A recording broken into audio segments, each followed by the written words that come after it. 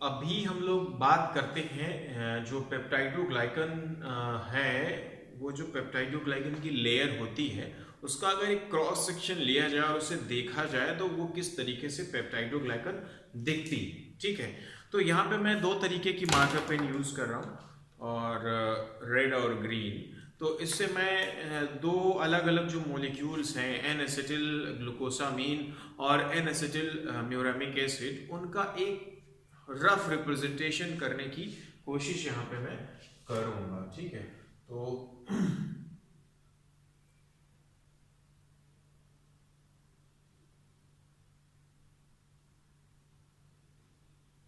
आप लोगों को भी याद होगा कि किस तरीके से ये यहाँ पे दिखता है। तो मैं पहले ग्रीन से ही शुरू कर रहा हूँ। पहले हरी झंडी दिखाते हैं।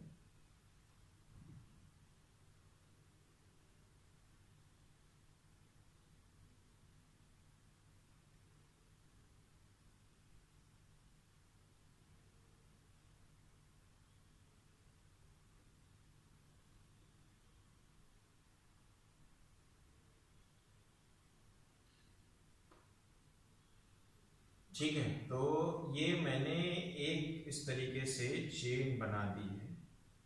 ये सिर्फ एक चेन है जिसमें हमने सिर्फ 5 मॉलिक्यूल को रिप्रेजेंट करने की कोशिश करी है। 5 मॉलिक्यूल्स को हमने आपको दिखाया है। तो इसी तरीके से एक जो पेप्टाइडोग्लाइकन, मतलब जो सेल वॉल होगी किसी भी बैक्टीरिया की, उसमें इस तरीके से पेप्टाइडोग्लाइकन की बहुत सारी लेयर्स होंगी। ठीक है, और उन्हीं लेयर्स की थिकनेस के बेसिस पे जो बैक्टीरिया है उसे आप ग्राम नेगेटिव और ग्राम पॉजिटिव का जो आपका क्लासिफिकेशन है वो उसी बेसिस पे आप करेंगे। ठीक है, वो माइक्रोबायोलॉजी का आपका टॉपिक है, वहाँ पे आप उसको देख सकते हैं।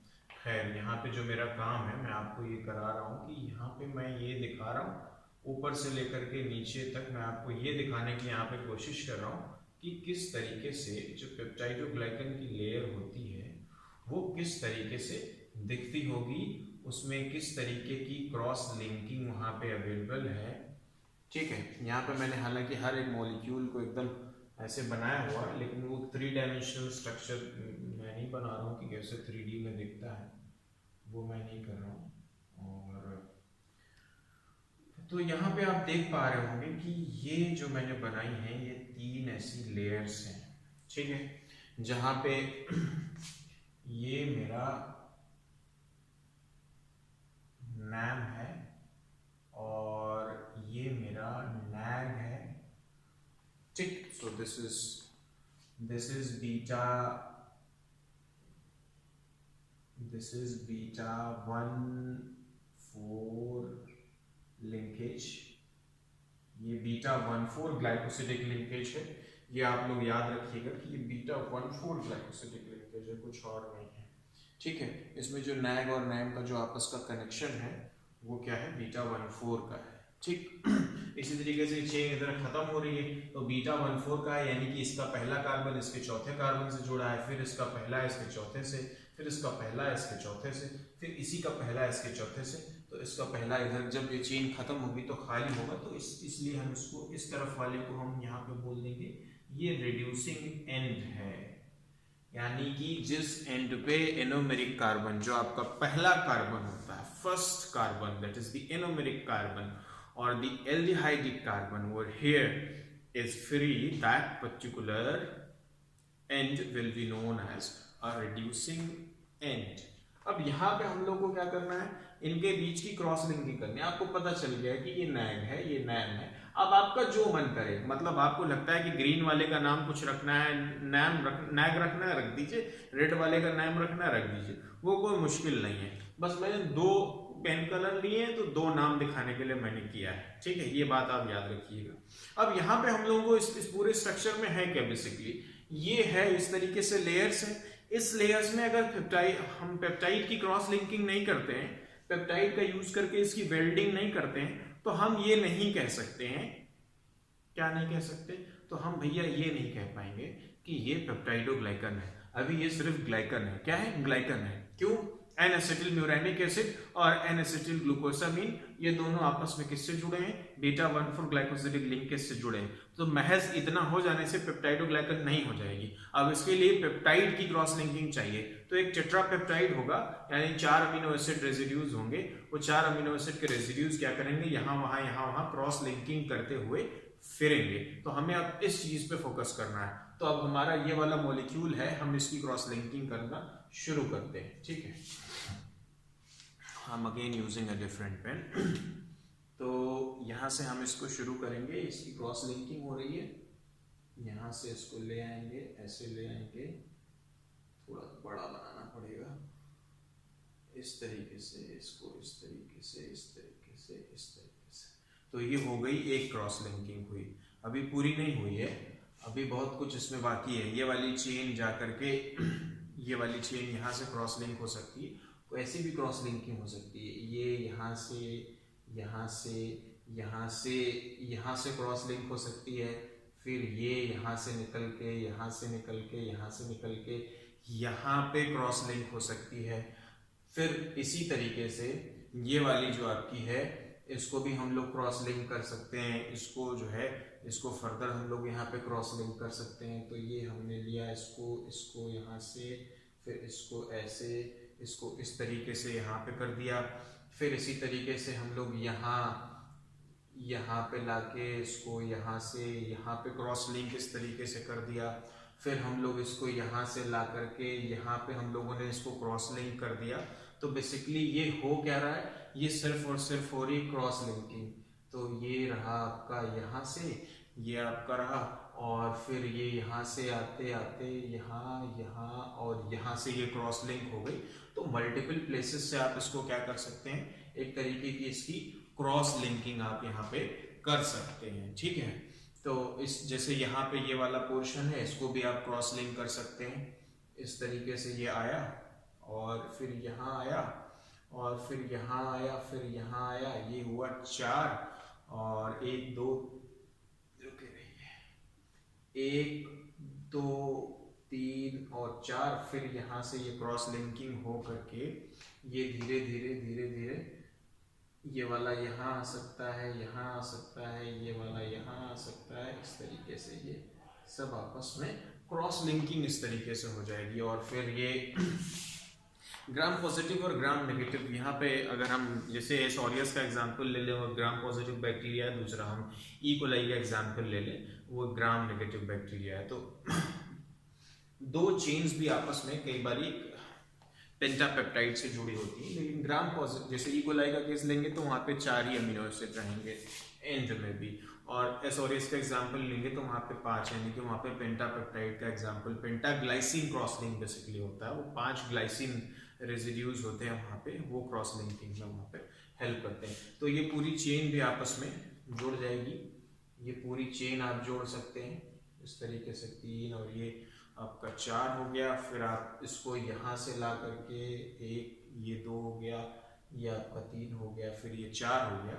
फिर इसको आप ला करके जोड़ सकते हैं।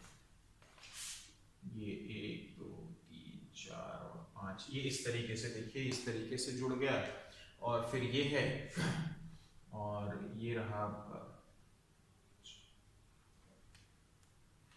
और फिर क्या हुआ, ये देखिए ये भी जुड़ गया। ठीक है, तो ये यहाँ पे ये क्या है? ये पेंटाग्लाइसिन लिंक है, ये पेंटाग्लाइसिन, इसमें 5 जो है पेंटाग्लाइसिन क्रॉस लिंक है। ये बेसिकली ये जो मैंने यहाँ पे एग्जांपल लिया है, एस ऑरियस का एग्जांपल लिया है। एस ऑरियस एक ग्राम पॉजिटिव बैक्टीरियम है। तो ये बीटा 1,4 ग्लाइकोसिडिक लिंकेज इसमें आपको दिख रहा है, और ये वाला जो दिख रहा है आपका नैब दिख रहा है। तो इसी तरीके से जो ये वाला है वो आपका नैब हो गया। अगर हमने यहाँ पे मान लिया कि ग्रीन वाला नैब है, तो हम ये मानेंगे कि रेड वाला नैग है, एसिटिल ग्लूकोसामीन का मॉलिक्यूल है। तो ये लिंकेजेस यहाँ पे हो गए।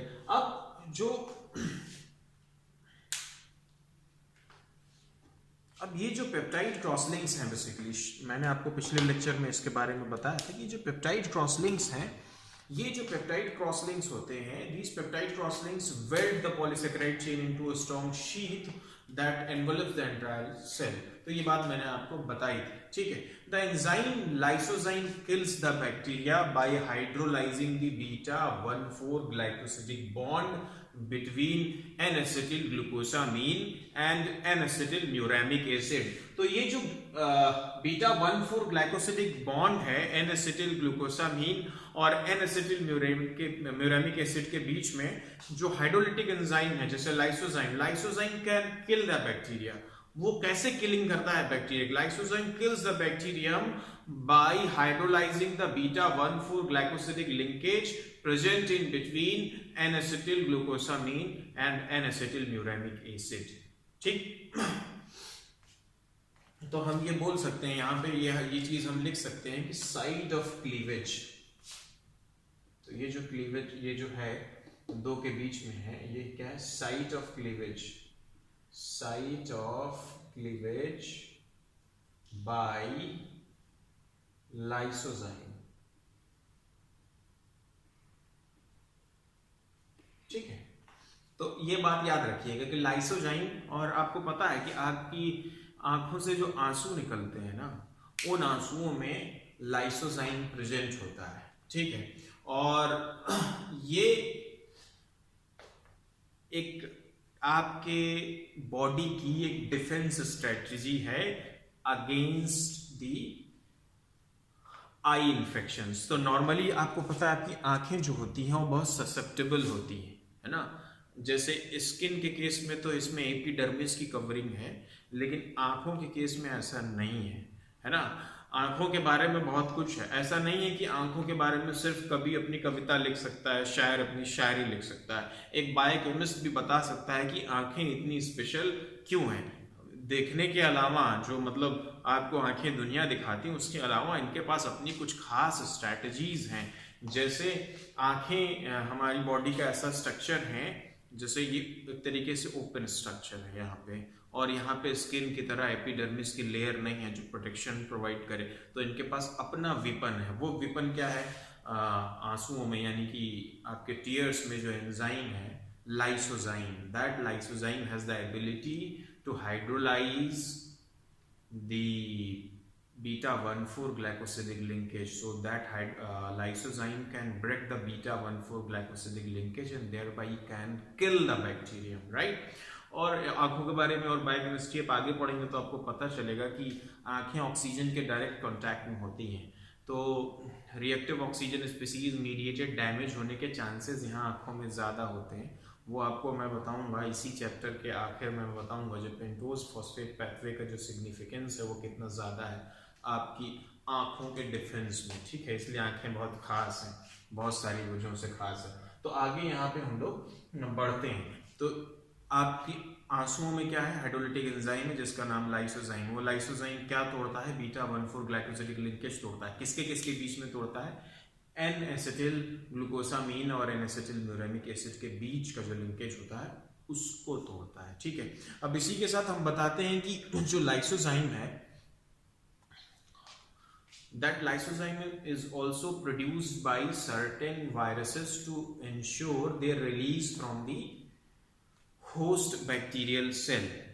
ऐसे बहुत सारे बैक्टीरियल वायरसेस होते हैं जिन्हें हम बैक्टीरियोफेज वायरस बोलते हैं. वो बैक्टीरिया को इन्फेक्ट करते हैं, बैक्टीरिया के अंदर मल्टीप्लाई करते हैं, अपनी कॉपीज प्रोड्यूस करते हैं, फिर बैक्टीरिया की सेल को रप्चर करके बाहर निकल आते हैं. तो जो रिलीज होता है ना उनका, उस रिलीज के लिए उन्हें बैक्टीरिया के सेल वॉल को तोड़ना पड़ता है. तो उस बैक्टीरिया के सेल वॉल को तोड़ने के लिए वो क्या करते हैं? किसका इस्तेमाल करते हैं? वो इस्तेमाल करते हैं हाइड्रोलिटिक एंजाइम लाइसोजाइम का इस्तेमाल करते हैं. तो पेप्टाइडोग्लाइकन अगर आपको तोड़नी हो तो क्या करेंगे? लाइसोजाइम का इस्तेमाल करना ज़रूरी है, जो क्या कर दे? नैग और नैम के बीच जो बीटा 1,4 ग्लाइकोसिडिक लिंकेज है उसको क्या करे? अटैक करे. ठीक है.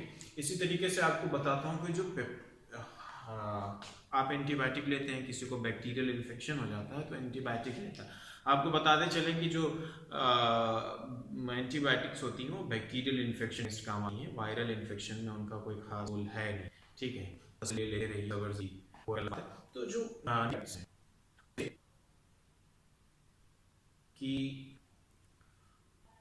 जो नोटेबल एंटीबायोटिक्स हैं जैसे पेनिसिलिन है, तो वो पेनिसिलिन जो होती है बेसिकली, वो पेनिसिलिन क्या करती है, penicillin can kill the bacteria. How it can kill? Penicillin kills the bacterium or the bacteria by preventing the synthesis of peptide cross link. तो आपको पता है ये जो क्रॉस लिंकिंग हुई है, अगर ये क्रॉस लिंकिंग ना हो तो फिर ये जो पेप्टाइडोग्लाइकन की लेयर है वो पेप्टाइडोग्लाइकन की लेयर नहीं रह जाएगी, सिर्फ ग्लाइकन की लेयर रह जाएगी. तो उससे क्या होगा, बैक्टीरिया की जो सेल वॉल होगी वो इंटैक्ट नहीं रह जाएगी. ठीक है, तो उससे वाटर एंटर कर सकता है, उसकी स्वेलिंग हो सकती है और सेल बर्स्ट हो सकती है. राइट.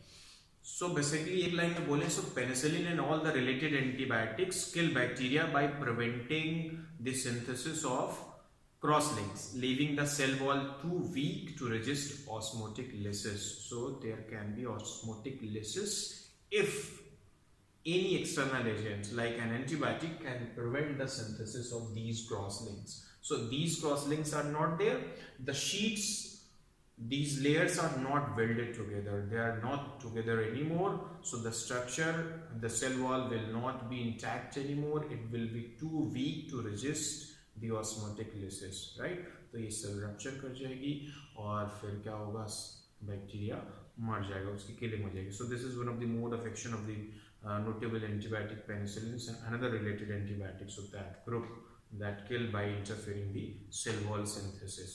राइट. तो ये हुई बात इसकी पेप्टाइडोग्लाइकन की. अगले लेक्चर में हम लोग एगारोस यानी एगार और एगारोस की बात करेंगे, साथ ही साथ बात करेंगे जो एक्स्ट्रा सेलुलर मैट्रिक्स होती है हमारे और आप में, मल्टी सेलुलर ऑर्गेनिज्म में, वो किसकी बनी होती है और उसका क्या रोल होता है. Thank you so much for your patience. Enjoy करिए और लाइक और शेयर करना ज़रूर ना भूलिए, समझ लीजिएगा.